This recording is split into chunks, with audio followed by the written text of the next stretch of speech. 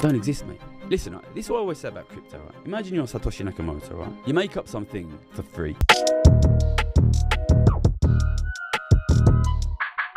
So there's been a few video clips that have been circulating around Bitcoin Twitter this week, and that's why I wanted to do a reaction to these videos. So there's this account called Gary Economics, or Gary Stevenson, and for the people who don't know who Gary is, he's an economist and a former interest rate trader in London and Tokyo. In 2011, he became Citibank's most profitable trader globally by correctly predicting the after effects of the 2008 mortgage crisis would lead to long-term stagnation in interest rates and rapid rise in asset values. In 2014, he retired at 27, a multi-millionaire. And it's kind of funny because Gary has been kind of making the rounds and talking about taxing the rich. But of course, him as a multimillionaire, he's not referring to him.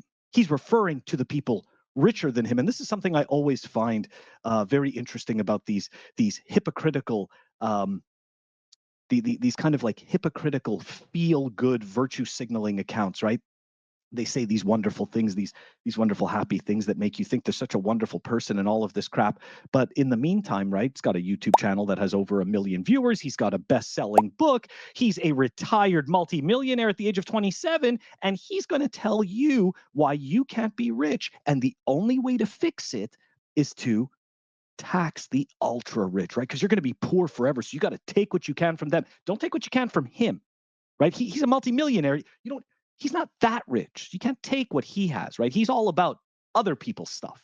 Anyways, of course, right? Like most of these guys, they're always trying to get some type of engagement, and he has turned his eye on Bitcoin. And there's a very interesting clip that we are going to go over because it is, for lack of a better term, just completely pathetic.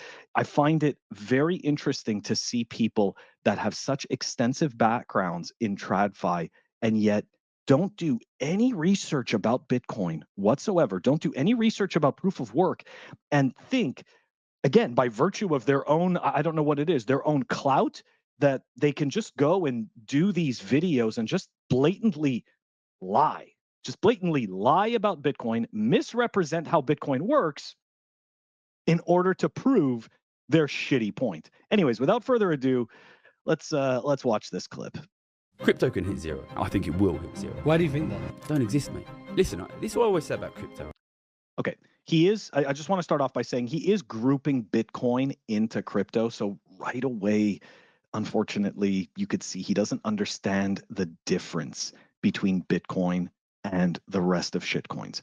But either way, I'll make it as quickly as possible because I know that people have heard these explanations a million times, but essentially, quite simply put, every single altcoin is simply just an affinity scam, okay? Digital scarcity could only be created once, right? The same way that fire could only be discovered once. It's the same thing with digital scarcity. Bitcoin actually solved a real world problem, the general Byzantines problem, and it was able to create digital scarcity. So digital scarcity and transparency and the ability for everybody to be able to verify everything that's going on. Every single other shitcoin is pointing to Bitcoin and saying, look, you could buy us. We have similar qualities to Bitcoin, and we could maybe do what Bitcoin did. So immediately right off the bat, he's just wrong. But let's continue. Imagine you're Satoshi Nakamoto, right? You make up something for free, costless to make. People are paying you for it. Fuck, oh my God. The amount you've got on paper.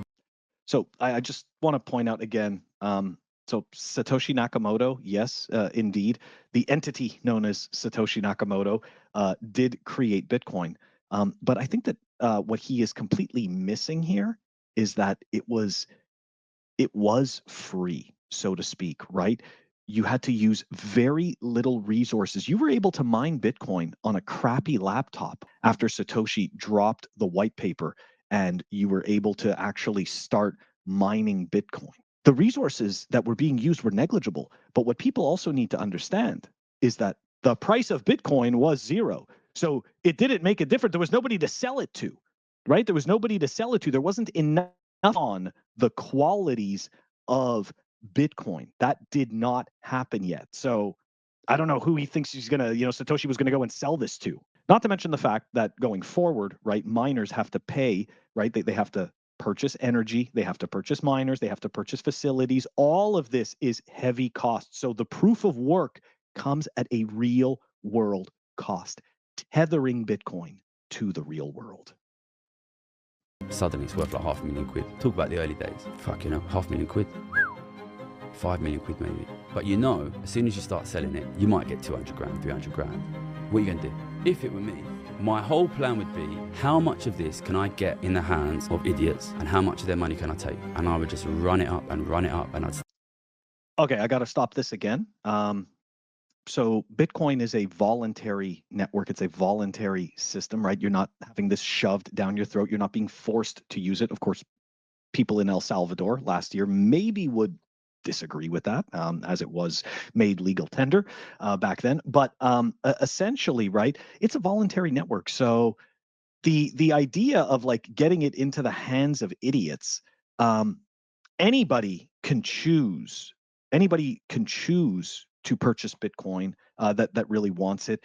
If you desire to mine Bitcoin, even if it is at a loss to you, that is your choice. You can totally do that. You're free to do that. So again, he's not really making a case against Bitcoin. What he is doing, though, is making a case against a mythical evil figure that somehow is distributing Bitcoin and making people and is going to wreck people with it.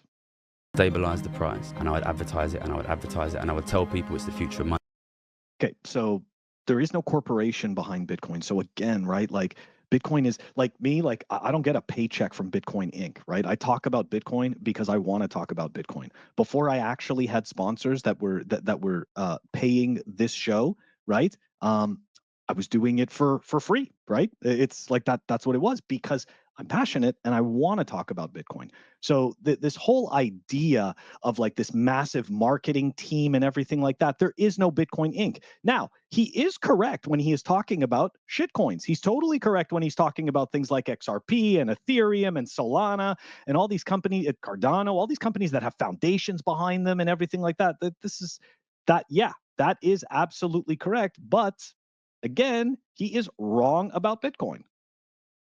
And if I made enough, I might think, fuck, maybe I could fund a presidential campaign. I'm going to get him in and I'm going to make the government buy it. It's a fucking scam, mate. And I know people will turn around and say, he hasn't sold it. He hasn't sold it. Well, it's very easy to fucking short sell it. Because you can look at his account and say he hasn't sold it. Short sell it. That's the moment, though, when you realize that Gary has no fucking idea what he's talking about. So, I don't understand how Satoshi is supposed to short sell the million Bitcoin that hasn't moved. The other thing is this, right? The other thing that Gary fails to understand or acknowledge is that Satoshi's stake becomes less and less relevant. So, I mean, I think the maximum he is ever going to be able to command, I think, is approximately 5%, right? If that person is still alive or whatever it is, like the most he'll ever be able to command is 5% of the supply. The other thing is this, right?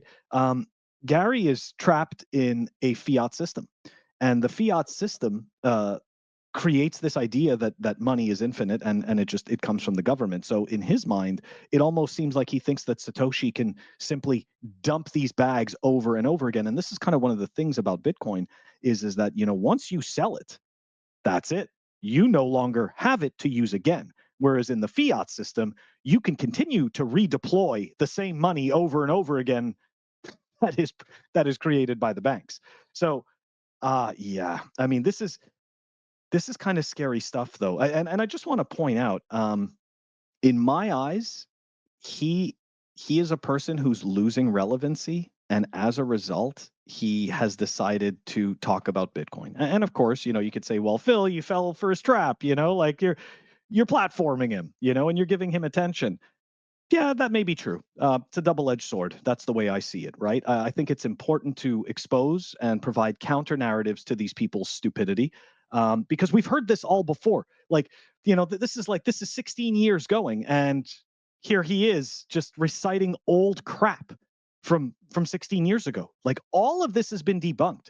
We already We already understand how Bitcoin works. And unfortunately, what he is really doing, okay, the true disservice, number one, he claims to want to help poor people. Well, Bitcoin actually can help lift you out of poverty in terms of retaining your savings over a long enough time arc, okay? Because there is no central entity that is creating more Bitcoin. Whereas when it comes to our fiat dollars, we all know there's a central entity creating more dollars. So for somebody who claims to be a champion of the poor and the downtrodden, you're giving them advice to actually make them poorer. And then on top of that, he has the audacity, right? 27-year-old retired multimillionaire, the audacity to talk about taxing the rich. Guys, this is humanity, right? Like this is how unself-aware, how completely dualistic and hypocritical we can be. Anyways, Gary Economics, this guy is down bad, totally embarrassing. Really appreciate you coming to the altar of Bitcoin and metaphorically sacrificing yourself and your reputation just to prove to everyone that you have no fucking idea what you're talking about. We appreciate it. Anyways, guys, that's all I wanted to talk about today. I'll catch you on the next one. Peace.